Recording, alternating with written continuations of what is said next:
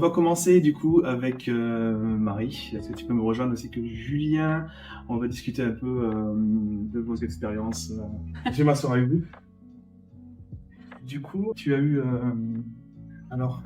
pendant 25 ans avec ton mari, tu nous en parlais un peu de... Ouais, j'ai co-dirigé pendant 25 ans un organisme de formation et un CFA dans la santé. Et la route est jamais simple, hein, mais là en 2021, on a pris une grosse avalanche dans la mesure où notre public principal et nos clients, c'était le personnel santé et les établissements de santé. Autant vous dire qu'à part touiller les narines, se masquer et interdire l'accès à tout autre personnel que les soignants dans les établissements, voilà, et notre activité a énormément plongé. Voilà, donc ça c'était 2021. Ok. Et depuis 2023, tu es coach, c'est ça? Ouais, je suis repartie à l'école. Alors avant, il s'est passé des trucs quand même. Il s'est passé un temps où c'est un peu noir, flou, pas très agréable, perturbant. Et puis, on était deux donc dans le bateau, mon mari et moi. Je me suis dit que il allait falloir faire quelque chose, pas rester très longtemps comme ça. Donc, j'ai poussé la porte de 60 000 rebonds. Et puis finalement, il m'a suivi. Ça va, je vais en discuter voilà. plus en détail. Ouais. Du coup, toi, Julien Carpentier, alors, ton grand-père a fondé en 1979 la sérigraphie Carpentier. C'est ça, si je me trompe, tu me le dis. Ton père, du coup, a été le successeur en gestion. Et toi, tu as eu l'entreprise. Voilà, en fait, c'est vraiment le schéma typique entreprise familiale. Alors, bon, plus exactement, la vraie activité, c'était qui a commencé en 62, puisque mon grand-père vivait en Algérie française. Et en 62, il a fallu partir. Et bon, la fameuse fable, une main devant, une main derrière. Et puis, comment on fait? Donc, en fait, il était peintre en lettres, donc il faisait des enseignes. Et en fait, il y avait pas mal d'industries en Algérie, puisque c'était un département assez industrialisé à l'époque. Et en fait, lui, il avait connu la technique de sérigraphie. Donc, c'est un procédé d'impression qui est particulier. Et il connaissait les techniques pour faire ce moyen d'imprimer. Et c'était assez rare, en fait. Et il a commencé dans son garage, au début à faire des enseignes. Et en fait, c'était dans les années 70 le début des affiches grand format, type affiche de co. Et il s'est dit, pour faire des affiches en série, au lieu que ce soit fait en offset, qui était ce qui se faisait, c'est-à-dire l'imprimerie à la Gutenberg classique, où on était obligé de faire 1000 affiches pour être rentable, il a dit, on pourrait les faire en sérigraphie, on peut faire des plus petits exemplaires, quoi. Et ça a commencé comme ça, de manière très artisanale. Et puis petit à petit, les années 80 sont arrivées avec l'industrialisation. Et mon grand-père est décédé jeune, l'année où je suis né, en 78. Et en fait, c'est à partir de là que mon père et mon oncle ont repris le flambeau. Au départ, ils ont commencé dans le garage avec lui pour aider leur père et commencer de manière assez artisanale. Et là, quand ils ont repris le bébé, c'était en pleine industrialisation et le métier était en plein boom. Et c'était le meilleur moyen de faire des affiches de petit à moyenne quantité. Ce qui fait que comme on était dans les premiers à le faire et que c'est un savoir-faire qui est assez rare, encore plus aujourd'hui, on était un peu, on a fait partie du top 10 des fabricants d'affiches durant toutes les années 80. Quand tu dis top 10, c'est français? Ouais. Grosse boîte. Ouais. Ok. Vous êtes Zone Thibault, c'était Zone Thibault. Ouais, voilà, c'est ça. Ah, ok. En fait, je ne sais pas si certains connaissent la sérigraphie Carpentier imprimerie, c'était vraiment une grosse boîte d'impression. Et puis tu travailles aussi avec Tisséo, il me semble. Oui, voilà, Tisséo, on a fait pendant 20 ans à la mairie de Toulouse, c'est ça. La région. C'est vraiment une grosse boîte. Et après, le marché fait que, notamment les impressions dans le nord de l'Est. Ouais, alors, en fait, on a été quand même sauvés par le délai, parce que en fait, nous, notre grande force, c'était la réactivité, et c'est ce qui nous a sauvés, puisqu'en fait, dans la publicité, on est toujours pressé. Le temps de valider les fichiers, c'est une semaine avant la campagne, et puis l'afficheur, il est une semaine avant, et puis vous êtes entre le marteau et l'enclume. Mais c'était notre marque de fabrique, donc moi, j'avais des plannings d'une semaine seulement, mais j'ai toujours eu des plannings d'une semaine. Bon, voilà, ça faisait partie du taf, et c'est aussi ce qui nous permettait de survivre par rapport à la concurrence moins chère de l'Europe de l'Est à l'époque. En fait, moi, quand j'ai commencé dans l'entreprise il y a 25 ans, ça marchait plutôt bien, mais il y avait quand même une petite érosion, puisque les afficheurs, donc les loueurs d'espace, type Deco, Clear Channel, etc., on a décidé de faire un peu une sorte de enfin pas monopole, mais voilà, à 3 parties, puisqu'ils sont 3. Et en fait, de proposer les affiches aux clients, alors qu'avant, il y avait une espèce de code d'honneur où chacun faisait son métier et chacun son petit pré-gardé. Et en fait, ils ont dit, on offre les affiches et puis ils prennent au moins cher. Donc, du coup, en fait, il y avait 3 low coasters en imprimerie grand format, 3 afficheurs, et puis après, vous récupérez les miens 3. Donc, ça a commencé à décliner à partir de là. Il y a eu un gros changement technologique aussi, avec l'impression numérique jet d'encre. Voilà. Au début, c'était réservé aux traceurs, aux petites séries, toutes petites séries. On s'y est mis petit à petit quand ça a commencé avec les petites séries. Et puis après, il y a eu des grosses machines de guerre. Donc là, en fait, ce qui s'est passé, c'est que il y a des gens, pareil, un peu les low coasters français. Hein. Il y en a 2-3 qui sont pris de carrière, tous ces ouais, en fait, si vous voulez, ils sont partis en comme c'est un savoir-faire qui est beaucoup plus simple, quoi. Bon, je vais pas dire qu'on appuie sur pomper et ça imprime, mais on est presque, voilà, c'est quand même pas du tout le même savoir-faire que nécessitait la sérigraphie, et du coup, en gros, c'est celui qui a la plus grosse qui va proposer le meilleur tarif, et après, ça a été la guerre des prix et plus une guerre de savoir-faire, de qualité, etc., quoi. Donc, en fait, ça a commencé à décliner à partir des années 2015-2016, quoi, quand j'ai repris le flambeau, quoi. D'accord. Ok, du coup, on revient à ton mari. Tu as commencé à avoir des difficultés à partir de quand sur l'entreprise, ou en tout cas, ce que tu nous parlais sur les dernières années, en tout cas, comment tu l'as vécu? Oui, 2019-2020, c'était déjà sympathique. La formation est un métier comme bien d'autres, dans lesquels se superposent les lois, les normes, voilà, plein de trucs qui font qu'on n'a pas de visibilité. Donc stratégiquement, c'est pas simple. On est devenu CFA, ce qui était bien. Parce que le CFA, il y a quelques années, était ultra rémunérateur. Ça change, ouais, il se passe ce qui se passe. Et puis petit à petit, on se faisait bien tacler par les gros, par les usines, les gros mastodontes. Et nous, on était privés, sans subvention, sans aide. Voilà, pareil, une entreprise familiale héritée de mes beaux-parents. Ouais, c'est pas simple. C'est pas simple. Donc on réinjecte de temps en temps un petit peu. C'est du compte courant associé que vous réinjectiez dans l'entreprise. Ouais. D'accord. Ouais. Avec le recul, tu penses que c'était une bonne stratégie de faire ça, ou est-ce que tu aurais dû arrêter peut-être avant? Je pense que c'était une bonne chose parce que ça nous a permis d'ouvrir le CFA et de découvrir une autre facette de notre métier que j'ai énormément apprécié. C'était hyper intéressant intellectuellement. Et après, épuisant. Ouais, parce que c'est le bon moment de savoir quand est-ce qu'on doit fermer finalement. Est-ce qu'on doit continuer à réinjecter de l'argent, peut-être à fond perdu, mais en se disant peut-être qu'un jour on retrouvera cet argent-là, ou est-ce qu'on décide de prendre, je sais pas si on peut ça du courage, mais de dire ok, c'est peut-être le bon moment d'arrêter. Ouais, c'est ce qu'on a fait en 2021, on a dit stop. Ok. On arrête. Ça s'est passé du jour au lendemain, est-ce que c'était quelque chose qui était réfléchi sur une soirée? Comment ça s'est passé? Ça se fait assez rapidement. En tout cas, une fois que la décision est prise, c'est peut-être le plus dur à faire. Et ensuite, il faut se mettre à l'œuvre pour que ça marche, en tout cas pour assumer sa décision. C'est pas un moment agréable, c'est un héritage, c'était un peu le même schéma, une entreprise familiale. Voilà, effectivement, c'est compliqué, mais à un moment, il faut faire des choix et sécuriser. Voilà, se protéger. Ok, et du coup, bienvenue au nouveau. C'était Samy Flissi qui n'est pas là, qui est en droit du travail. Il m'a dit que un chef d'entreprise qui est complet, c'est un chef d'entreprise qui a connu la liquidation judiciaire. Voilà, il m'a dit ça. Et il y a d'autres personnes comme Xavier Nel notamment qui disent aussi, c'est la personne qui, lui, il se vante de se planter. Voilà. Et il a parlé notamment de l'histoire d'M6, il n'a pas eu, et puis il est fier de ça en fait. Il dit voilà, pour réussir, il faut réussir entre guillemets, il faut se planter, et ça fait partie de l'expérience globale du gérant.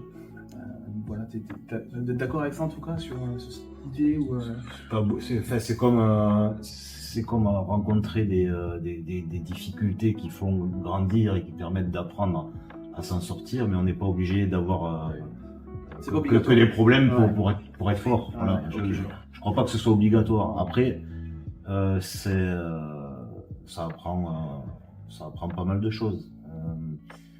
rebondir un peu par rapport à ce que tu viens de dire. En fait, moi, ce qui s'est passé, c'est que pendant les 5 dernières années, j'ai essayé de maintenir le cap alors que ça allait pas très bien, mais en fait, à chaque fois, alors moi, j'ai pas injecté personnellement, hein. L'entreprise avait quand même des belles années de recul, un bon matelas. On a investi dans le numérique sur des grosses machines, hein, c'est des investissements dans 1 million, donc faut se mouiller quand même. Bon, c'est l'entreprise certes, mais voilà, faut voir loin. Et en fait, moi, chaque année, en fait, j'avais des choses qui me faisaient perdre, et à chaque fois, j'arrivais à redresser un levier qui me faisait repartir. Donc, par exemple, voilà, l'affiche descend, je vais me diversifier, je vais faire de la publicité sur lieu de vente, donc du multi-support, du carton, etc. C'est quelque chose qui marche, en effet, l'affiche est en déclin, ça marche. La machine me coûte très cher, j'ai un problème avec les têtes d'impression, bon, ça fait un gros budget, HP me suit pas, tout ça, je change l'encre, ça va mieux. Je commence à redresser la barre, à me faire un tableau de bord, voilà, où je me dis, bon, ben là, c'est bon, on a enlevé ça, on a enlevé ça. Donc ça, c'est des années où, sur 2 millions de chiffres, je perds un coup 10 000, un coup 15 000. C'est pas intrinsèquement dramatique, surtout quand on a un matelas. Mais en fait, après, derrière ça, il y a le Covid. Il y a une augmentation phénoménale des matières premières, pour nous, papier, carton, plastique. Où en fait, de ce fait, la PLV, qui était le truc un peu salvateur qui m'a fait sortir du truc, en fait, ça devient moins bankable parce qu'avant, c'était un moyen pas cher de faire de la pub. Et en fait, c'est plus cher qu'avant, puisque les matières sont plus chères. Et en plus de ça, les habitudes de consommation ont changé. Avant, la PLV avait un pouvoir, c'est-à-dire le gars avec son caddie qui se balade, ah bah tiens, il y a ça, hop, je prends. Ça marchait très bien et c'était un moyen pas cher. Maintenant, tout se fait par téléphone, enfin, les habitudes avec le Covid ont changé aussi. Derrière ça, l'électricité, enfin, en fait, chaque année, je tirais un levier pour aller mieux et chaque année, j'en prenais un à la gueule. Et ça, je l'ai fait pendant 5 ans et je pense qu'il faut avoir cette foi et cette résilience, sinon on fermerait toujours du jour au lendemain. Moi, le problème, c'est qu'en fait, au bout de 5 ans d'affilée, c'est usant, parce que c'est frustrant, parce qu'on donne tout en se versant pas un énorme salaire et pas en étant forcément récompensé. Et au bout d'un moment, moi, au bout de 5 ans, ben, quand j'ai vu en fait qu'il y avait plus de matelas, j'ai dit là, je sens que ça va décliner, je vais pas avoir les moyens de payer tout le monde. Donc je sors les parachutes et on y va, quoi. Pas parachute doré, hein, parachute doré. Toi, Marie, en tout cas, tu es très attachée à la partie. Toi, tu voulais parler de la partie familiale. Ouais, donc ça, j'aimerais bien t'écouter là-dessus. Oui, je crois que c'est pas un schéma très rare dans les petites boîtes de bosser en couple. Plonger à 2, c'est pas évident en fait. C'est-à-dire qu'il y a les enfants derrière qui sont là et qui nous rappellent que voilà, on n'est pas en forme, on n'y est pas, on plane, on n'est pas, voilà, ok, bon. Donc, moi je me suis dit, il faut pas que ça s'installe trop longtemps, voilà. Et dans notre cas, ça a été bien de pouvoir accepter que tantôt l'un ou tantôt l'autre était plus ou moins down. Et après, ça s'est fait, en tout cas, nous, ça s'est fait spontanément. Il y en a un qui prenait le dessus pour soutenir l'autre. On a chacun nos phases et notre cycle, en fait, pour digérer tout ça et ouais, se retaper un peu. Mais oui, ça a une incidence sur la sphère familiale, carrément. Oh oui, carrément. T'as pas travaillé tu travailles en famille ou... Non, alors, alors moi, c'est plus côté père-fils, puisque en fait, j'ai pris le relais de mon père. Parce que justement, il y a effectivement cette... Il y a une transmission, il y a une histoire aussi, il y a ce côté, c'est pareil, les employés, en fait, quand j'ai fermé, il restait 10 employés qui avaient, la dernière rentrée avait 20 ans de boîte, donc j'avais que des gens qui étaient, voilà. Alors, il y en a un, quand j'ai fermé, il a eu ce droit à la retraite, donc ça en fait un sauvé de plus. En fait, sur la fin, j'ai jamais fait de plan social ou quoi, à chaque fois, j'ai les départs en retraite, les départs pour inaptitude ou autre, j'ai jamais remplacé, on a fait un jeu de chaise musicale, donc vraiment, j'ai fait ça de manière familiale avec mes employés. Ils m'ont d'ailleurs remercié de la manière dont j'ai fermé, puisqu'en fait je les ai prévenus 6 mois avant en leur disant voilà, on en est là. Quand je vous demande d'éteindre la lumière quand vous finissez, c'est qu'on en est là. on est en mode smicard fin de mois, donc on n'a plus rien sur le compte. Et ça, c'était assez clair pour les salariés. Ouais. Okay. Ouais. Donc moi, en fait, je faisais une newsletter tous les mois où je leur disais la situation. En interne. Ouais. Dans la fiche de paye, je mettais un petit truc où je leur disais, ben voilà, là on a fait ça, les petits plus, les petits moins. Alors j'essayais de dresser un tableau plutôt positif, mais bon, de dire quand même, et je mettais quand même le chiffre d'affaires, etc. pour dire ouais, ça va pas, voilà. Donc déjà voilà, ils étaient au courant que la situation était un peu compliquée. Et en fait, moi, 6 mois avant, quand j'ai décidé, quand j'ai vu qu'on allait dans le mur, qu'on n'avait plus rien et que si on continuait comme ça, on allait dans le mur, j'ai dit voilà, les mois de septembre à novembre sont bons. Donc j'ai dit si j'ai pas de reprise d'activité comme il faut en septembre, on ferme. Tant que ça marche jusqu'en novembre, on bosse à fond et j'essaie de trouver un acheteur. Et si je trouve pas en décembre, sachant que décembre, janvier c'est une période creuse et que quand on a les reins solides ça passe et que là ça passerait pas et que j'ai pas envie de laisser des ardoises à tout le monde, je fermerai en décembre. Donc ils étaient prévenus. Voilà. Et après pour le côté familial, en fait avant de faire une réunion avec mes employés et leur expliquer un peu ça, leur parler de voilà du passé, du présent, du futur, de dire voilà d'où on vient, tout ce qu'on a essayé de faire et où on va. En fait j'en ai parlé à mon père avant d'en parler à mes employés qui étaient déjà à la retraite, voilà, qui me demandaient des nouvelles. Et j'ai dit ben voilà, là j'en suis là et je pense qu'il faut que voilà, je vais faire ça et je vais fermer. Et il m'a dit ben en fait moi parce que bon ça, je pense que c'est pas toujours évident. Je pense qu'il y a certains pères qui sont pas plus ouais, tu t'es pas assez approché, etc. En fait, lui, il m'a dit, je t'ai toujours fait confiance, j'ai bossé avec toi, je sais ce que tu vaux, je sais que tu as tout donné. Et en tout cas, pour moi, l'essentiel, c'est pas que tu t'échines à essayer de maintenir un patrimoine. Moi, ce que je veux, c'est que tu sois heureux et j'ai confiance en toi. Et ça m'a beaucoup aidé à le faire. Ouais. Voilà.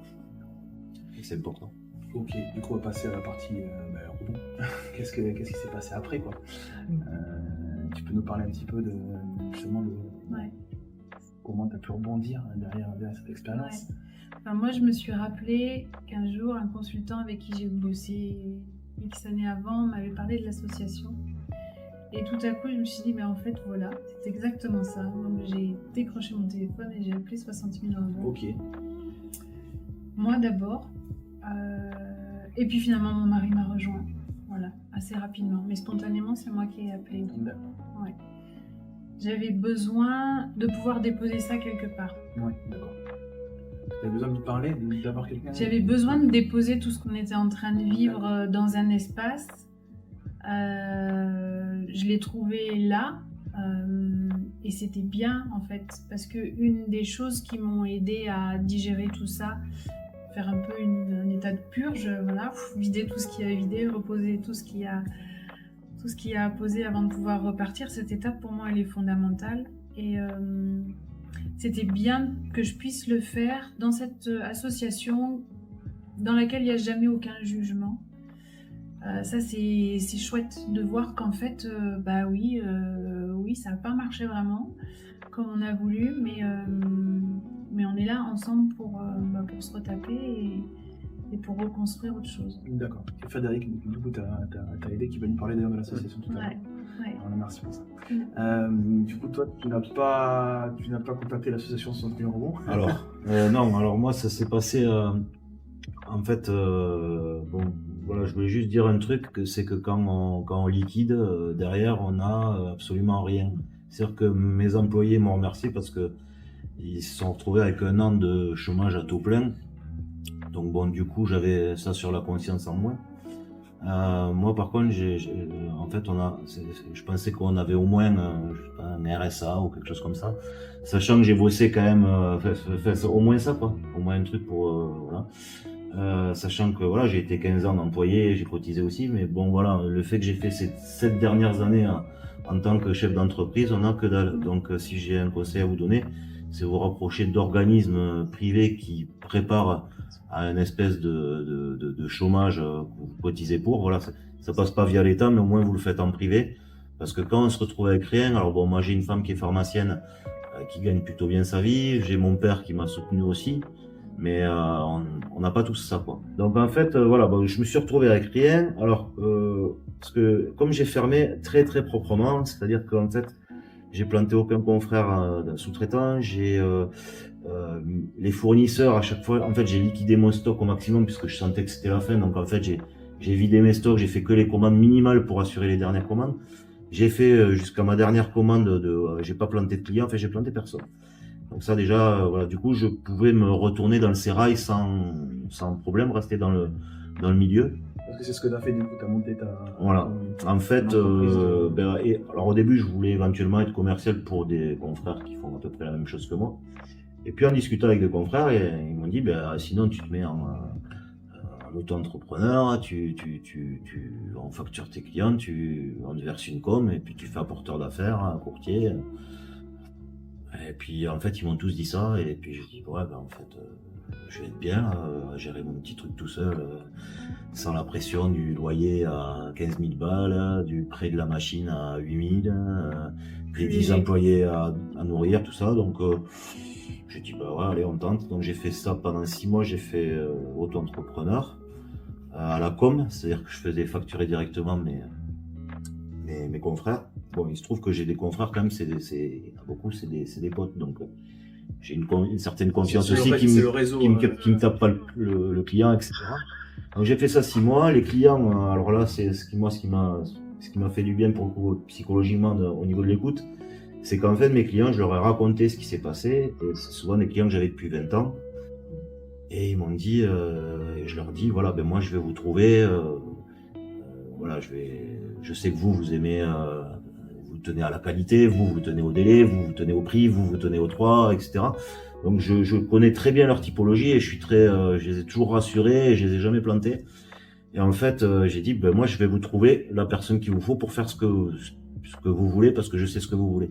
Et en fait, ils m'ont tous dit, Julien, ça fait 20 ans qu'on bosse avec vous, vous nous dites que vous fabriquez plus, mais en fait, on va vous suivre parce qu'en fait, on vous fait confiance. Donc en fait, ça fait du bien, parce que des fois, je me suis arraché à faire des trucs un peu too much pour le client, aller prendre ma bagnole, prendre le colis et faire de 6h à 8h, 2 heures de route pour aller livrer le truc pour que ça parte vraiment à Paris, parce que le ramasse était passé, tout ça. C'était des trucs un peu too much parce que je suis dans le service, et ça en fait, ça revient, ça fait du bien, quoi. Voilà. Et ce qui fait que j'ai pu me retourner en fait rapidement, puisque j'ai gardé l'adresse mail, j'ai gardé le portable, et j'ai raconté à mes clients qui m'appelaient pour me demander un devis. Je dis c'est comme ça. Et devenu une sorte de courtier, c'est ça. Voilà, en fait là au bout de 6 mois, quand j'ai vu que c'était viable, là je me suis monté en SASU, et donc aujourd'hui je fais du conseil. Mais tu n'as pas de salarié, c'est prévu. Si, c'est moi, je le trouve très bien, les salariés. Et du coup, toi, Marie, tu es devenue coach depuis janvier 2023, c'est ça? Je suis repartie à l'école. Je suis coach professionnel, et c'est bien. Pareil, je suis seule. Enfin, en tout cas. Alors, c'est bien, c'est pas bien, mais bref, on va pas débattre là-dessus. Mais oui, ça me va. Ça me va. Quand je suis arrivée dans l'association, c'est un travail qu'on fait aussi. Quand on est entrepreneur en rebond, de se poser la question vers quoi on a envie de repartir, vers quoi on se sent de repartir, en fonction des priorités, des besoins du moment.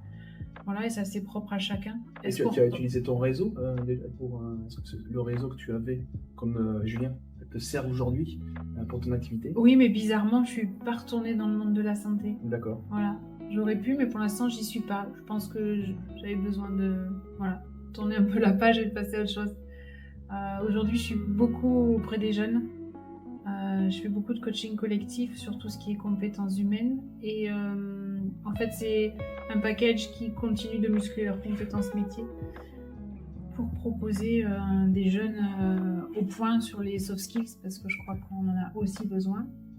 Voilà, et bien sûr que je parle d'expérience. Trompe-toi, vas-y, apprends. Ça fait partie pour moi de l'apprentissage. Donc voilà. Aujourd'hui, je fais ça et je suis bien.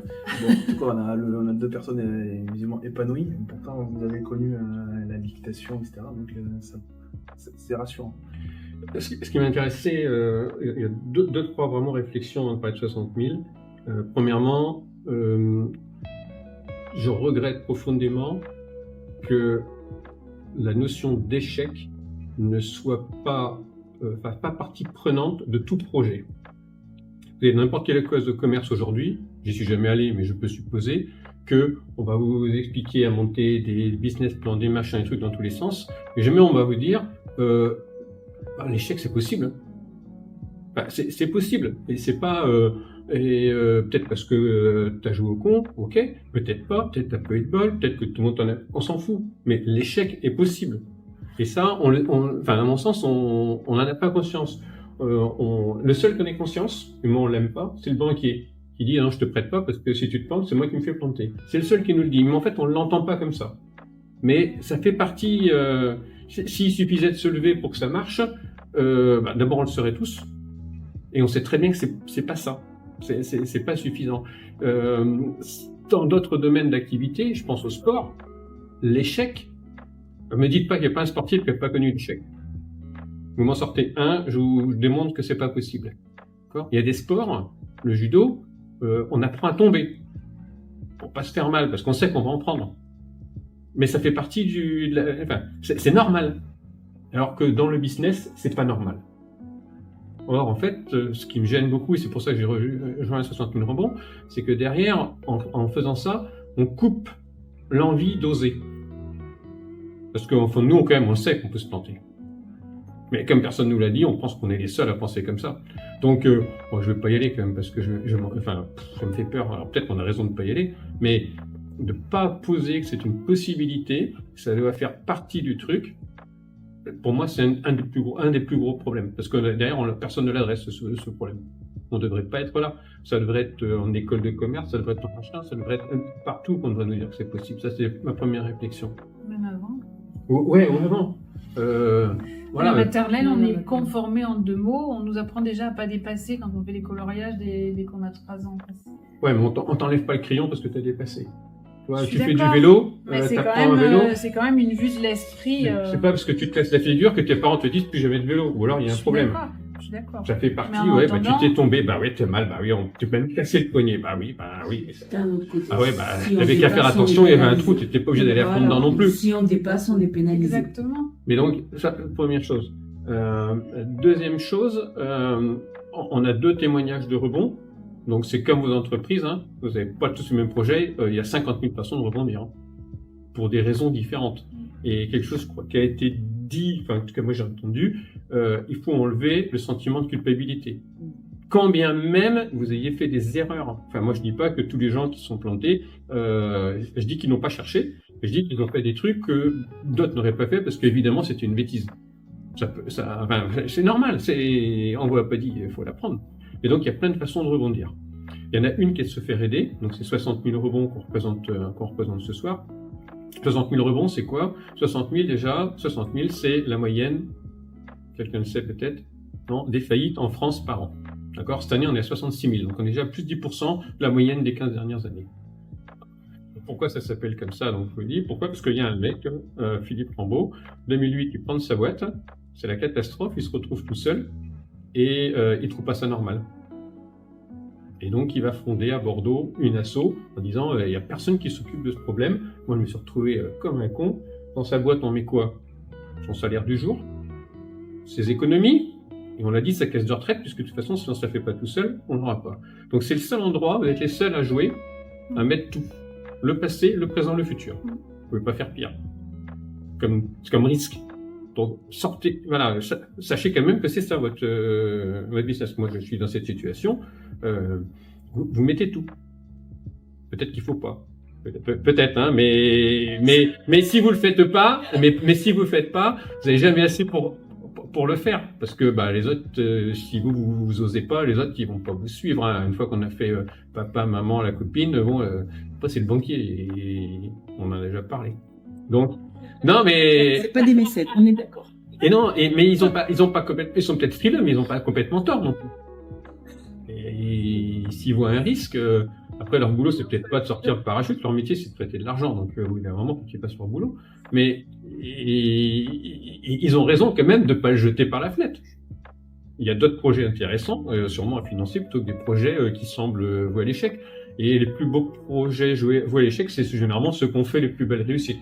Le problème, c'est qu'on en parle c'est beau, mais statistiquement, c'est rien du tout, quoi.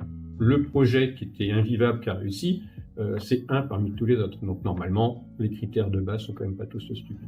Donc, 60 000 rebonds, 2 missions, aider ces gens qui se retrouvent du jour au lendemain, une main devant, une main derrière, c'est un peu ça. Avec, encore pire, parfois, une dette senior qui dépasse plusieurs années de potentielles économies. Alors, c'est pas la maison, le machin, on a tous fait. Moi aussi, j'ai mis ma maison pour avoir un prêt de 800 000 € il y a quelques années. Bon, heureusement, c'est bien passé, mais avec le recul, je me dis, t'es complètement tapé, quoi. Non, mais il faut être complètement con, hein. Mais On n'a pas le choix pour certains prêts. Mais c'est ça. On n'a pas C'est le ça. choix. On n'a pas le choix. Ouais, mais par contre, faut savoir qu'il pourrait éventuellement, parce qu'on ne maîtrise pas, je vous ai dit, hein, l'échec fait partie du truc. Donc, qu'est-ce que vous avez comme plan? Je ne me prends pas un plan B pour le jour où vous êtes en échec. Mais pourtant, la SARL est associée à responsabilité limitée, c'est-à-dire que normalement c'est limité. Donc, c'est les Elle est prêts. limitée aux Tu apports. cautionnes Sur les ton prêts, prêt. Elle est on obligé limitée de aux dépasser apports. ça. bien. Ouais, c'est D'accord, ça, donc on c'est n'ira pas chercher, sauf si vous êtes engagé. En effet, il y a un passif de 3 millions, c'est pas un problème. Sauf si vous êtes garant des prêts de 2 millions. Ah, oui, ça n'a rien à voir. Et même sans Le être principal garant, et les intérêts. j'apporte un bémol, même sans être garant, Oui. parce que moi C'est ancien banquier. je suis de l'autre côté de la barrière, moi j'ai été le banquier. Mais il en faut, non, mais en plus, et je dis il en faut. Mais j'aime bien être le mais j'apporterai quelques explications Ouais, qui ouais. sont intéressantes. Le fait de comprendre peut permettre aussi de savoir comment en revenir. Mais aujourd'hui, sur les éléments, on peut aller chercher la responsabilité du dirigeant sur ses décisions. Donc ça va aller chercher au-delà des engagements qui sont faits, c'est-à-dire lorsqu'on est caution sur un prêt ou une autorisation de découvert, ça va chercher au-delà. C'est-à-dire que vous pouvez très bien ne pas être avec un prêt caution et une autorisation de découvert, et parce qu'on aura déterminé que vous êtes responsable, on ira chercher sur vos biens personnels. En fait, il faut savoir quand on liquide, on passe au tribunal. Donc en fait, c'est le tribunal de commerce de Toulouse est plutôt bienveillant. Enfin, moi, je les ai trouvés plutôt bienveillants. Mais je veux dire, heureusement que j'avais le derrière propre, quoi.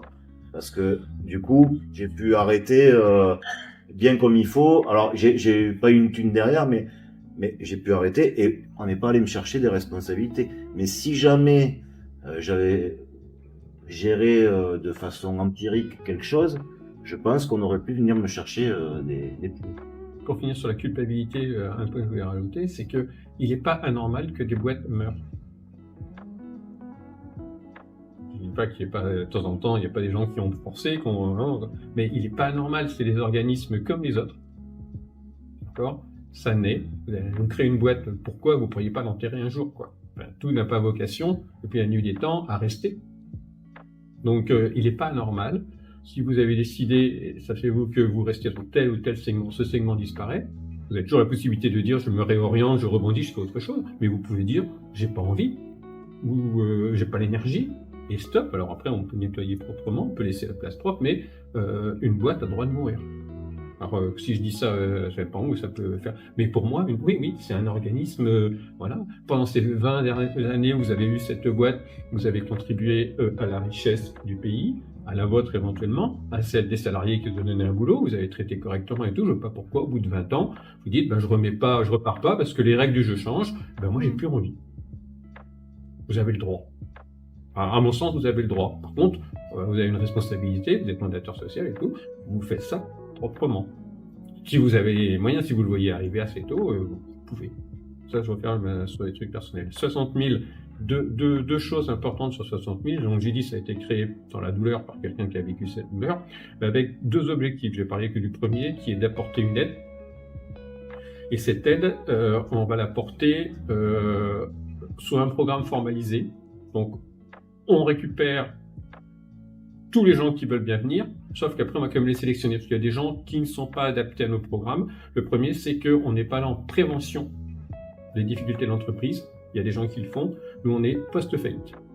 Donc, on a pas mal de personnes. Je crois que c'est à peu près 30% des gens qui s'adressent à nous, en fait, qui vont passer le filtre de nos critères, dont un qui est, désolé, vous êtes dans la panade, mais on peut, voilà, c'est pas notre asso. Nous, on est une asso, on a des trucs très, très précis. On a un programme sur 24 mois maxi pour aider les gens, qui est organisé, qui est processé, mais qui passe par un comité d'engagement, donc un certain nombre de règles. engagements qui sont aussi pris par nos bénévoles. C'est la deuxième partie de l'association, donc des gens comme moi. On est quoi? On est des gens qui croyons au système, qui vont les aider. Et on va être sur 3 profils différents, ce qu'on va appeler des coachs, qui sont des gens qui vont récupérer nos entrepreneurs qui viennent de liquider, pas toujours dans un bon état. D'accord? Donc ils vont commencer à les réparer. Alors, faire reprendre conscience en eux, en elles, hein, Marie. On va avoir le deuxième partie du binôme qui va s'occuper d'un entrepreneur en rebond, ça va être un parrain. Bon, moi, je suis parrain, j'ai parrainé Marie, c'est un hasard hein, qu'on soit là ensemble. Et au cours de ces 2 ans, on va voir notre entrepreneur en rebond, qui arrive comme une vieille flétrie, hein, quand même un peu renfermée, qui a beaucoup de mal à exprimer sa douleur, qui a un peu honte aussi, hein, il y a tout ça qu'il faut voir. Le coach va nous le préparer, et en biseau, c'est le parrain qui va commencer à prendre un peu le dessus, puis à la fin, on voit plus beaucoup le coach, et puis on est sur les projets. Et au-delà de ce binôme, on a un réseau d'experts qui sont aussi bénévoles dans l'asso, et on peut être parrain et expert, hein, voilà, qui va être sur une thématique, et à chaque fois qu'on se voit, une fois par mois, on va dire, bah, tiens, on pourrait appeler aussi tel expert sur tel truc, hein, ça peut être n'importe quoi, hein, louer quand on n'a pas d'argent, une dette machin truc, je voudrais me développer commercialement dans tel business qui est ce qu'il connaît, donc on va voir ces experts. Donc sur Toulouse, ça nous fait 90 personnes à peu près, une vingtaine de coachs, une quarantaine de parrains, puis en fait une quarantaine d'experts, il y en a un peu plus qu'il y en a qui sont parrains et experts. Donc on est 90 personnes et en face, c'est le hasard un peu de cette année, on a aussi 90 entrepreneurs en rebond. Généralement, on a plus de bénévoles que de personnes, d'abord parce que les personnes sont à plein temps, alors que nous, on a une vie aussi à côté, donc en fait, on n'est pas à plein temps sur le sujet, donc en équivalent plein temps, on est quand même fait un meilleur nombre de têtes, c'est ça. Ça, c'est à peu près le métrique sur Toulouse. Je parle de Toulouse, en fait, j'aurais parlé d'Occitanie, c'est plutôt les métriques sur l'Occitanie. Donc 60 000 rebonds qui avaient été créés à départ à Bordeaux en 2018, maintenant est présent sur tout le territoire. Et nous, on remaille derrière en ayant, on a coupé l'Occitanie en 2, parce qu'avant on avait Montpellier-Toulouse, on a dit c'est maintenant on a dit c'est Est et Ouest, bon c'est malin comme ça, voilà. Et puis on a des antennes dans le Tarn, dans le Lot, et on a aussi des représentants dans l'Aude et dans le Gard. Voilà. Donc on essaye d'éviter aux personnes qui viennent nous voir de faire trop de kilomètres, parce que pour certains, sortir 30 balles pour venir à une réunion ou un péage, non, ils ont 0, il l'a dit, hein, on peut se retrouver, il n'y a rien. Il n'y a rien à vendre, il n'y a rien de vendre, il n'y a plus rien. Donc on maille au plus près. Cette organisation d'ailleurs a fait des petits dans d'autres pays, puisque les Italiens, les Belges se sont inspirés de ce modèle, et donc ce modèle d'association existe maintenant dans ces pays. La façon dont on travaille, donc il y a une partie individuelle. Je vais parler du couple que l'on met autour, donc le coach et le parrain, qui évidemment sont proposés, jamais imposés. C'est-à-dire qu'on se voit, si jamais Marie ne me sent pas, elle le dit, il n'y a aucun problème, personne n'est fâché, et quelqu'un d'autre qui a une meilleure sensibilité, elle se sent mieux, soit parce que son domaine d'activité, soit la façon de s'exprimer, on n'est pas de problème avec ça. On a une partie collective, parce qu'on se voit une fois par mois. Où là on va essayer de partager avec tout le monde le point où en est la personne, en remixant non plus travailler qu'avec son coach et son parrain, mais 4 ou 5 autres personnes, voilà, pendant 1 heure, 1 heure et demie, voilà, avec une restitution, puis ça fait résonner un peu chez tout le monde, et tout le monde repart normalement un peu plus requinqué, au-delà, parce qu'il y a quand même la partie psychologique qui est très importante, avec sa to-do list pour le mois prochain. Souvent, au départ, c'est un peu ça, puis à la fin, c'est plutôt oui pour non, et on peut arriver à leur dire, écoute, tout ça, ça nous paraît, on peut aider aussi comme ça à choisir. Bon, voilà le rôle que l'on a, avec un certain succès, puisque on a un taux de rebond de 90%, 90 ou 94%, je crois, l'année dernière. Alors, pas uniquement, il y a des gens qui nous disent plus jamais l'entrepreneuriat, plus jamais le salariat, l'entrepreneuriat, et je veux repartir en salarié. Attention, entre ce qu'ils disent et ce qu'ils ont dans les tripes, on arrive très vite à voir la différence, et même eux s'en rendent compte. Mais donc, on a des gens qui rebondissent de nouveau dans une aventure entrepreneuriale, sous une forme différente, sous une forme identique, et d'autres qui rebondissent en salarié.